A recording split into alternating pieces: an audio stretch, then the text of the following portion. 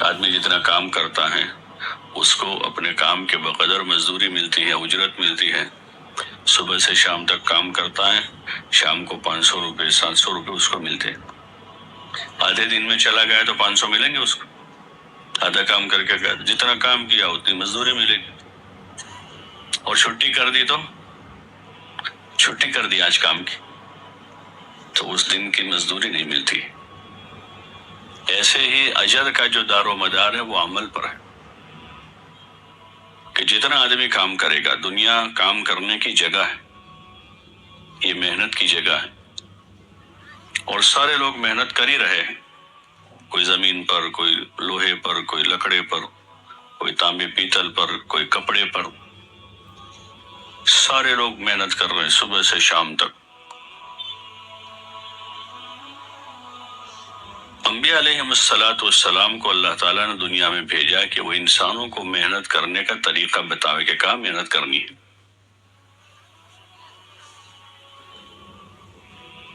انبیاء علیہ السلام نے آ کر طریقہ بتایا. یہ تو ہمارے گزارے کی چیزیں ہیں، جو کاروبار ہیں، دندے ہیں، نوکری ہیں، وہ گزارے کی چیزیں ہیں اور سبب کے طور پر ہیں، اصل نہیں ہو. اصل روزی دینے والا کون ہے؟ روزی دینے والا اللہ روزی دیتا ہے. زمین سے غلہ اللہ نکالتا ہے، آسمانوں سے بارش اللہ برساتا ہے.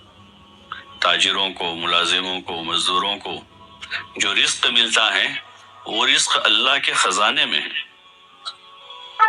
وَفِي السَّمَاءِ رِزْقُكُمْ وَمَا تُوعَدُونَ کہ جس روزے کا تم کو وعدہ کیا گیا ہے وہ روزی آسمانوں میں ہے. اس لیے محنت پر کسی کو نہیں ملتا، محنت پر، بلکہ جتنا آسمان سے طے ہوتا ہے اللہ کی طرف سے اتنی روزی ملتی ہے. کہ روزی اللہ کے ذمے ہے. سبب کے درجے میں یہ چیزیں ہیں کہ انسان دکان لگاتا ہے، کھیتی کرتا ہے،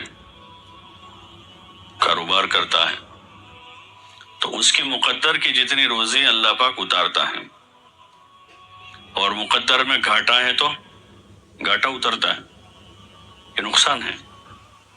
جتنے لوگ نقصان اٹھا رہے ہیں گھر بیٹھے بیٹھے اٹھاتے. بولو بھائی، نقصان جو اٹھاتے ہیں وہ گھر بیٹھے نہیں اٹھا رہے، وہ نقصان دکان چلاتے چلاتے ہو جاتا ہے، کھیتی کرتے کرتے نقصان ہو جاتا ہے اور کاروبار کرتے کرتے آدمی دیوالیہ پھونک دیتا ہے. وہ گھر نہیں بیٹھا تھا، مسجد میں بیٹھا ہوا نہیں تھا، وہ کاروبار میں ہی تھا لیکن اس کی مقدر میں اب آگے نہیں تھا. جتنا تھا اس کو مل چکا ہے یا اس وقت نہیں ہے، آئندہ ملنے والا ہے. تو روزی اللہ دیتا ہے، اللہ کھلاتا ہے، اللہ پلاتا ہے. تو پھر دنیا میں کس کام کے لیے بھیجا ہے؟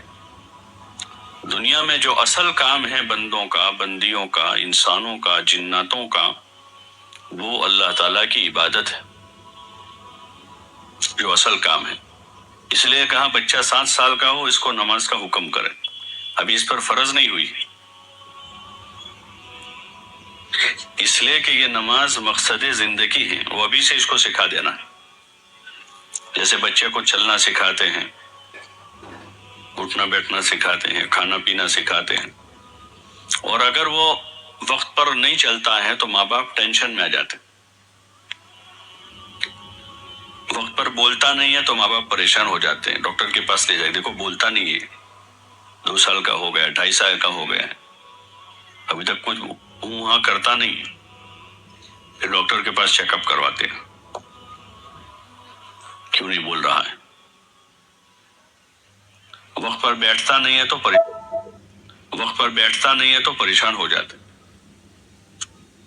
کیونکہ اس کو سمجھتا ہے کہ اس کا اٹھنا بیٹھنا، بولنا، چلنا پھرنا یہ اس کی اہم ضروریات ہیں. اگر وہ ابھی نہ ہوئی تو پھر بعد میں اس کو بہت تکلیف ہوگی کہ یہ ضروری چیز ہے. ایسے اس عمر سے 7 سال کی عمر سے نمازی بننا یہ ضروری ہے کہ نماز پڑھنا سکھا دے اس کو. 10 سال تک میں پختہ ہو جائے گا اور بالغ ہوتے ہوتے اچھا نمازی بن جائے گا. بالغ ہوتے ہوتے اچھا نمازی بن جائے گا، خشوع و خضوع کے ساتھ پڑھنے والا ہو جائے گا، کیونکہ یہ مقصد حیات ہے کہ ہر انسان روزانہ 5 وقت نماز بجا لائے، کہ 5 وقت آدمی اہتمام کے ساتھ اس کے لیے فارغ رہے۔ اب کاروبار کرنا ہے تو اس کے علاوہ کے وقت میں کرے، نماز کے وقت میں نہیں۔ نوکری ڈیوٹی کرنی ہے تو نماز کے علاوہ کے وقت میں، اتنا سارا وقت ہے۔ فجر کی نماز ختم ہو کر ظہر تک کتنے گھنٹے ہوتے ہیں؟ فجر کی نماز سے لے کر ظہر تک 6-7 گھنٹے ہوتے ہیں، اتنا لمبا وقت ہے۔ ظہر سے عصر کے درمیان میں 2.5-3 گھنٹے ہیں، 4 گھنٹے ہیں، گرمیوں کے موسم میں زیادہ ہوتے ہیں، تو اتنا سارا وقت ہے۔ تو ان اوقات میں آدمی اپنی ضروریات پوری کرے۔ عشاء سے لے کر فجر تک کا کتنا لمبا وقت ہے، اس میں آرام کریں اور اچھی طرح سے 5 وقت کی نماز بجا لاویں، جس کا اللہ تعالیٰ نے حکم دیا ہے۔ اطمینان کے ساتھ نماز پڑھیں، نماز کو سیکھ کر پڑھیں، جیسے دنیا کے سارے کاموں کو لوگ سیکھتے ہیں اور اچھی طریقے سے کرتے ہیں۔ کھانے پینے کی چیزوں کو اچھی طریقے سے پکاتے ہیں تو لوگ اس کو پسند کرتے ہیں۔ چائے والا اچھی چائے بناتا ہے، لوگ پیتے ہیں۔